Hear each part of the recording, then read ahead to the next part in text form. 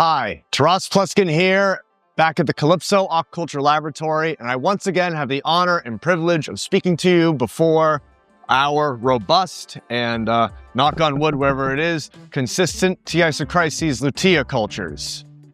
Yes, in previous episodes, we've talked a lot about Tisochrysis, specifically its capacity to make golden fats, polyunsaturated fatty acids, ARA, EPA, and DHA. Now, today we're going to be trying something a little bit different when it comes to our episode today. We're going to be discussing a little bit about how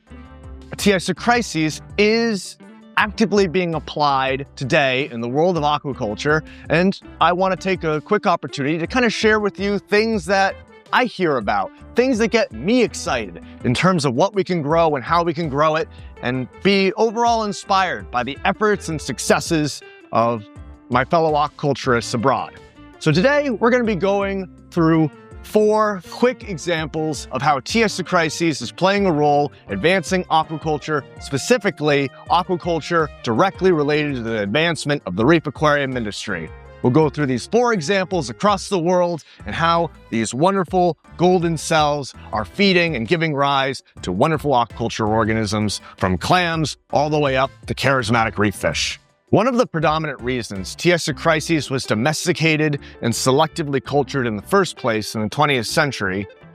was towards the purposeful cultivation of shellfish larvae. At first, this was mainly towards food production, to bring back the American oyster industry and give rise to shellfish farming operations worldwide. While here in Florida, you can see Tisochrysis being grown in Cedar Key to grow hard-shell clams. You can go all the way up north to Connecticut to see it being used to cultivate eastern oyster larvae. You can go even further north up towards Maine and Canada to see it being used to aquaculture soft-shell clams or steamers. One of the reasons Tisochrysis is so widely embraced by shellfish hatcheries, both in tropical and cold water settings, is because it is a rapidly reproducing cell that rapidly accumulates these golden fats and can be used not only for conditioning shellfish broodstock to spawn, but is an essential first feed to the shellfish veliger larvae themselves. Now, it's all well and good to talk about food mussels and food clams and food oysters, but I would like to highlight specifically efforts being undergone in the South Pacific, and specifically where I've seen it myself off the west coast of Australia and Magnetic Island, where researchers such as Dr. Richard Braley have been able to embrace the cultivation of this species to purposefully aquaculture tridacnid clams. Tridacnid clams, which are one of the most charismatic and beautiful manifestations of shellfish present in the reef aquarium industry. And for the longest time, something that was entirely dependent on wild collection. Now, as we enter into the 21st century, the wild collection of tridacnid clams is no longer commonly as enthusiastically embraced as much as selective breeding and cultivation of selective clams for selective colors in a controlled setting, no longer reliant on wild stocks. And furthermore, to actually, such as operations like Dr. Braley's, his purpose is to grow these various clam species so that they can be restocked as juveniles back onto reefs for restorative purposes. How is any of this possible? You see, shellfish larvae, such as clams, oysters, and tridacnids, have this veliger larvae, which is essentially a swimming spaceship, complete with this circular vellum tool with lots of fine structures on it that are able to select and hunt down, acquire, and ingest small, specifically sized microalgae. So, Tisochrysis is an absolutely ideal tool for being able to directly feed and grow veligers of everything from scallops, clams, oysters in the food industry, and then even more charismatic species such as tridacnid clams, allowing for consistent production of tridacnid clams alienated from wild stocks, the production of tridacnid clams in places not directly associated with their wild habitats, and advancing this furthermore, future selective breeding of tridacnid clams, both for resilience in a changing wild ecosystem and for different colors and beautiful manifestations for the ornamental reef aquarium industry to enjoy. Our next example brings us across the world, far away from Australia, to the temperate waters of the United Kingdom. There, efforts by Jamie Craggs and his team to purposefully spawn Acropora millipora corals have been one of the most inspiring hallmark efforts which have given rise to a new rising generation of aquaculturists that say, I will spawn that coral and I will try and settle its larvae. This is opening such wonderfully exciting doors to the expansion of not only wild reef restoration and research and understanding coral genetics, but also as a new legitimate mechanism for production of corals, potentially in the future for the reef aquarium industry, where we can now produce corals in a sexual context, be able to mass produce all these larvae, and be able to have genetic diversity through that process. Now, the caveat here is that coral spawning techniques and larval rearing techniques are still in their relative beginnings. But one of the immediate challenges and walls that has been confronted by everyone trying to conduct this wonderful work is that once you have a bunch of coral planula that settle and you start to have developing corals, the biggest issue that is immediately confronted is having an efficacious way of controlling the algae, the other growth that rapidly colonizes the substrate in the environment, actively smothering the small baby corals and outpacing them, preventing, in many ways, the expansion and the reliability of this exciting practice and all that it has to offer. So, one of the most exciting breakthroughs undergone in UK is that the idea that, all right, if we can't necessarily constantly clean the substrate where the coral larvae are settling, we will perhaps try and co-culture cleanup crew, growing them at the same small scale from larvae, following those coral larvae as they metamorphose into juveniles and adult, growing and consuming algae with the needs of those corals along the way. Now they found that a great candidate for this practice is the tuxedo sea urchin, a sea urchin which they then had to derive active hatchery protocols and techniques to spawn and rear the larvae of. This is where our friend Tiso returns to the fight, where now that they have all these spawning corals and spawning tuxedo urchins, they then they needed the use of growing algae such as Tisochrysis lutea so they could feed those early urchin larvae so that they could then successfully have the nutrition to settle and then begin their role as the micro cleanup crew, escorting those Acropora millipora towards greater levels of growth. So, because of its ability to be used to grow things such as sea cucumbers and sea urchins, Tisochrysis has many future applications for this synergy, this polyculture, this co-culture, which will allow not only for the growth of those urchins and the sea cucumbers, but the other organisms that could potentially be grown in synergy with them. And the practice of growing this polyculture of the tuxedo urchin with Acropora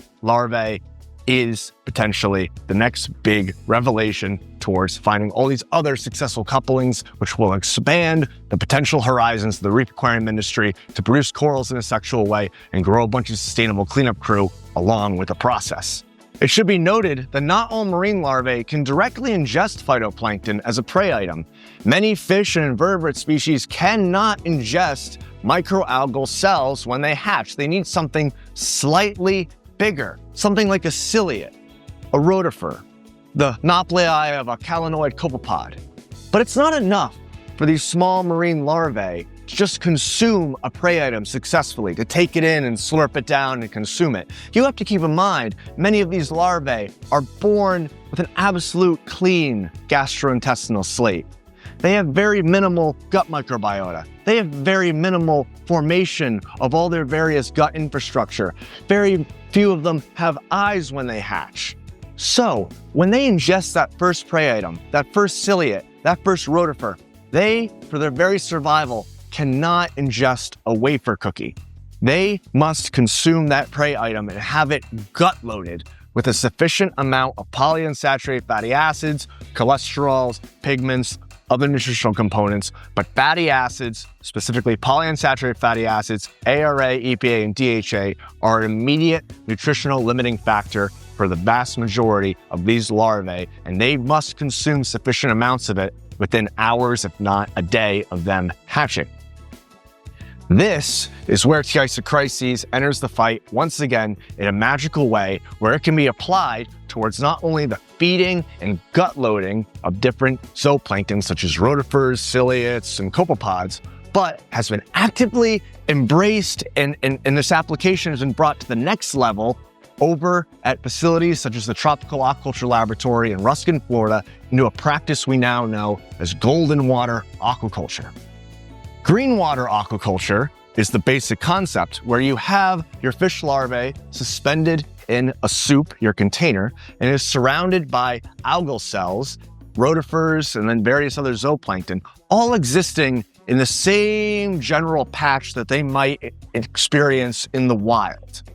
In this patch, all these zooplankton are continuously ingesting algal cells, in this case, Tisochrysis, being actively gut-loaded with those polyunsaturated fatty acids, and then within moments of that zooplankton ingesting that algal cell and getting that nutrition, slurped down immediately by the larvae of, in this particular case, the Pacific blue tang. Yes, this practice has been revealed to be advancing the success rates of blue tang larvae as far as being able to ensure higher levels of survival as they emerge into this very fragile larval state and experience those crucial first few weeks of feeding. This technique of golden water aquaculture is the approach where we can deploy algae not only as a direct feed to, let's say, an oyster larvae, but to create this mesocosm ecosystem, this microscopic nursery, which will allow for the actual cultivation and success of these very, very fragile marine fish and larval species. And by being able to deploy it in such a way that we make a living, nutritious soup, we are able to grow what was considered 50 years ago the ungrowable. Tangs, Melanaris wrasses, new types of crabs, and even lobsters, shrimps, and vertebrates, all these things can and will become cultivatable, aquaculturable, because of the practice of golden water aquaculture. We'll expand on this a little more in our fourth and last example, where we take something that's already a successfully aquacultured species and see how scientists are observing how the use of specific algae, such as Tisochrysis lutea, can be used to enhance the growth of those larval species, and then to understand specifically what mechanisms might be at play to actually understand that benefit and then further utilize our cultivation practices of Tisochrysis to enhance that advancement and benefit. A recent article came out in Fish Physiology and Biochemistry, where scientists in Brazil were working with the Brazilian seahorse larvae, Hippocampus radii, and they were observing how radii larvae, when exposed in a golden water soup, when fed Artemia and rotifers that are actively consuming Tisochrysis cells, when those cells went into those zooplankton and went into those seahorse larvae, the inner villi, the inner chambers within their guts expanded in a way so that those seahorse larvae had an edge on those not exposed to Tisochrysis fed zooplankton. They had more expanded guts earlier in life, allowing them to eat and, more importantly, absorb and utilize more of the nutrition from that first few feedings that they received, allowing that group of Hippocampus radii to advance and exhibit greater growth and greater survivalship than those that had been exposed to unenriched zooplankton. This is a specific study and example, but it hints at the many specific mechanisms that can be observed when it comes to specific marine larvae and how algal species such as Tisochrysis can be deployed to not only allow them to be grown for the first time, but to derive mechanism, techniques, practices that allow for increased survival, increased economic visibility of their production, and more importantly, increased insight into these wonderful living snowflakes and how they become the charismatic reef creatures that we love and hold so dear. So these are just a few brief examples of how Tisochrysis is being embraced in aquaculture efforts across the world and how some of those efforts are related to the reef aquarium industry. The magic of the brown fluid you see behind me is that it can be grown almost anywhere now that we have the knowledge to isolate and distribute it. It can be grown inside of a warehouse in Oshkosh, Wisconsin now. And because of that, and because Tisochrysis can be grown in that warehouse in Wisconsin, so can a variety of reef fish and reef shrimp. Tuxedo urchins can be spawned with corals there. All of this life can now be created, oceanic life, in the middle of landlocked facilities. That is the magic and the opening doors that are arising to the reef aquarium industry today. Both the opportunity and the obligation to learn, to expand, and to play, and to grow as many critters as we can and understand from them what we can. And leading the charge for that effort is many wonderful aquaculturists across the world and this wonderful microalgae that you see behind me. If you like this episode and you'd like to hear about more aquaculture efforts, maybe some more detail on how those aquaculture efforts are being done, we certainly would like to talk more about how our other algal species are being applied across the world. Much like a larval tang is hungry for gut-filled rotifers and copepod nauplii, we are hungry for your likes, subscribes, and your interest in how microalgae is being applied and all of our content relating to the greater reef aquarium industry at large. Thank you, and we will see you next time.